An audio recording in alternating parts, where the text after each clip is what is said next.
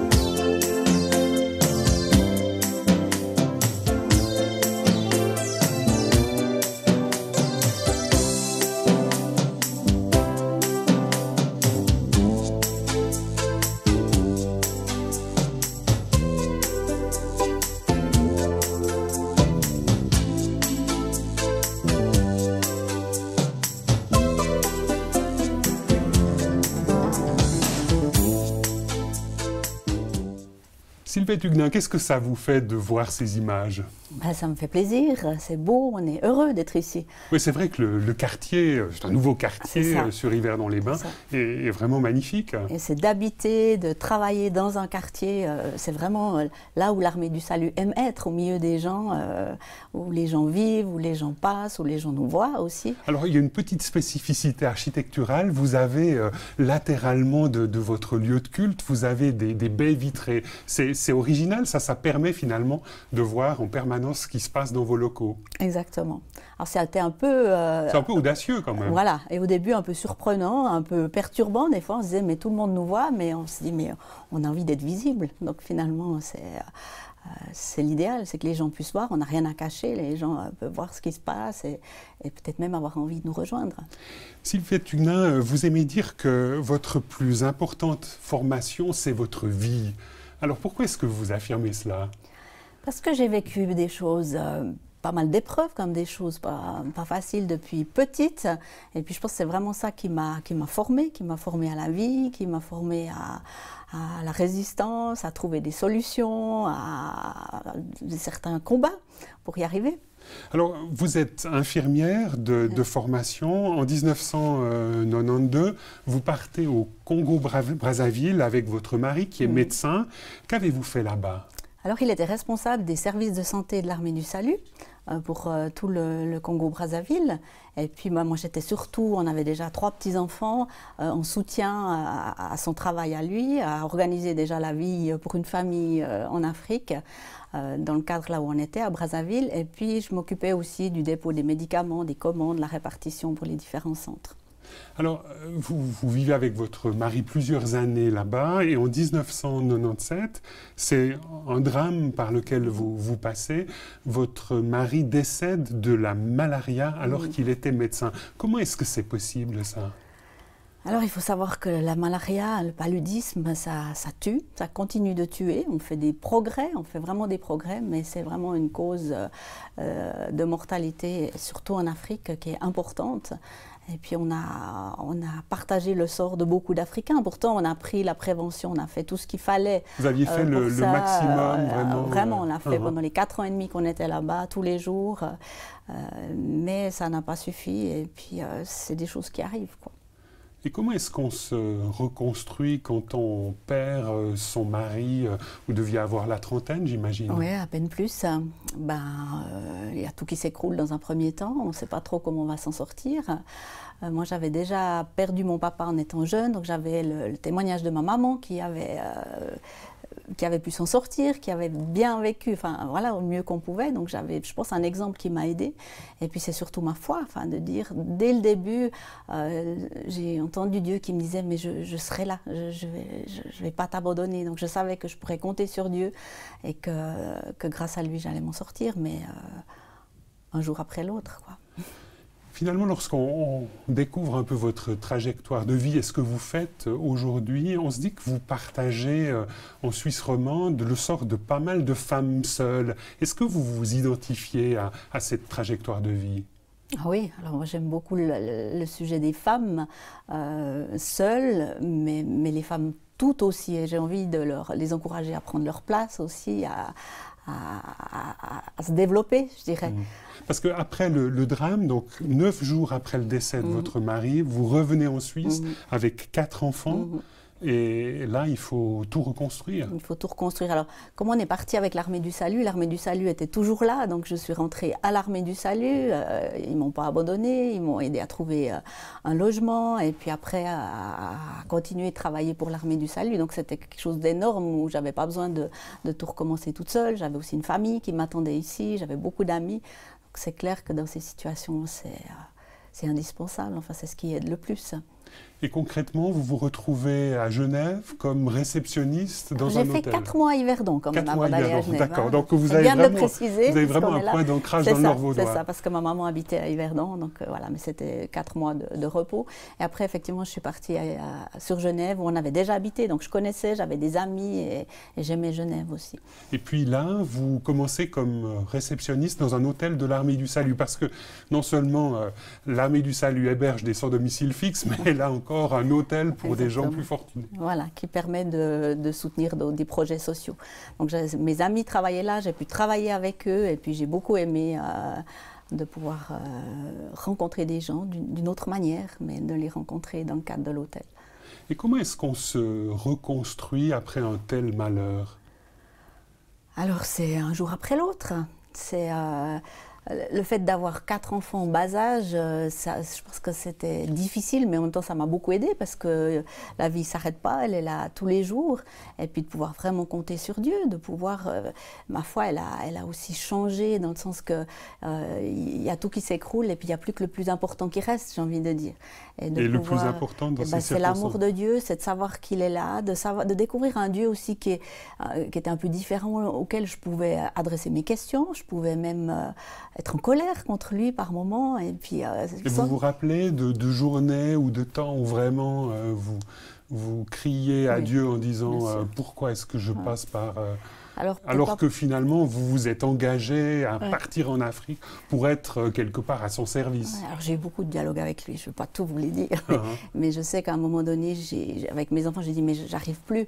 Seigneur, tu as permis ça, il faut que tu assumes. Et puis là, le Seigneur m'a dit, mais j'assume, je suis là. C'est vrai, lui dire, ou d'autres fois, mais pourquoi c'est lui qui est parti, pas moi? Je me suis aussi posé ces questions, enfin, plein de choses, mais de pouvoir parler avec Dieu vraiment sans tabou, sans devoir être bien, être pieuse ou je sais pas quoi, mais vraiment un contact, vraiment c'est ça que j'ai découvert, un contact direct avec Dieu. Et là, vous avez l'impression qu'il vous entendait, qu'il vous a entendu? Oui, ouais. Parce que ce n'était pas une révolte où je fermais la porte à Dieu. C'était des questions, c'était des cris du cœur et il pouvait tout entendre. J'ai découvert un Dieu qui pouvait tout entendre, sans me juger, sans me rejeter, pour autant que je lui laissais la porte ouverte à me répondre aussi. Et là, de manière assez surprenante, vous gravissez les échelons hiérarchiques de cet hôtel et vous vous retrouvez à la direction. À la codirection, ouais. Ouais, alors c'était progressivement, hein, j'ai aussi progressé avec l'anglais, j'ai progressé beaucoup en RH. Et donc puis en ressources humaines. Ressources humaines, c'est ça, j'ai beaucoup aimé, j'aime beaucoup les ressources humaines, c'est le contact avec les gens, c'est le contact avec des employés, avec ce côté-là me plaisait beaucoup. Et puis de pouvoir apprendre plein de choses, quoi, se développer. En 2013, c'est comme ça que ça fonctionne dans le cadre de l'Armée du Salut. Vous me l'avez dit, hein, vous recevez un ordre de marche. Alors quel est-il? Alors c'était pour devenir justement responsable de la division romande, de devenir divisionnaire, comme vous avez dit. Donc c'était une grosse surprise, je ne m'attendais vraiment pas à ça. Alors les changements, ils sont normaux. Moi j'avais eu de la chance de rester déjà très longtemps à Genève. D'habitude on change plus souvent, mais vu ma circonstance, les enfants, j'étais restée longtemps. Donc c'est vrai que plus on reste longtemps aussi, on oublie qu'on peut partir des fois. Donc c'était une grosse surprise.